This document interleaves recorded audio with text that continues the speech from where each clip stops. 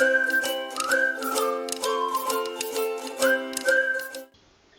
everyone, welcome back again. So in the continuation of our communication series, today we are going to start a very new topic, that is types of barriers to communication. So in the earlier videos we have done the barriers at 3 levels, which I explained you. So if you haven't watched those videos yet, so please go and watch it. So it will be very much helpful to understand the types of barrier as the series is going in the continuation, right?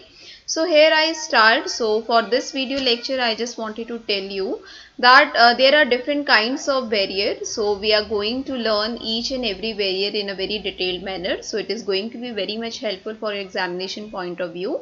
Right now for this video I am just giving you the overview, right? I am just telling you the general outcomes or the general barriers, right, which exist.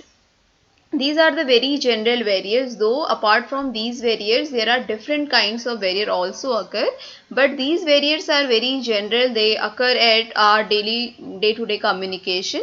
So we must know about these barriers, as well as it is very much helpful to know the barriers in respect to the classification, because it get easier to understand that this barrier, right now for example some kind of barrier occur, so we have to identify that this barrier falls under which place. So this video is going to be very short, so I'm just giving you the overview. So here I start. As you can see at your screen right now, so the classification of barriers. So the very first barrier is physical barrier.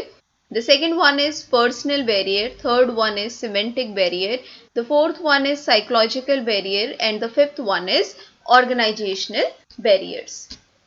So the physical barrier, if you talk about, so the barriers which you can feel, right, means the barriers which are clearly visible to your eyes, the barriers which you can touch, you can feel, you can sense those barriers, it will fall under the physical barrier. For example, like noise, like distance. So these kinds of barrier occur at the physical, falls under the category of physical barrier. Though I am not explaining very much regarding the concept, because I am going to take each and every topic as individual in the further videos, right? So the second one is personal barrier. So the personal barrier is related to the difference of perceptions, difference of opinion. As you know, every individual has his own unique identity. Every individual has his own thoughts, feelings, right? Every individual has his own ideas to work upon it. So there might be several kinds of personal barrier. For example, right now I am just giving you example of for being a very egoistic person, right?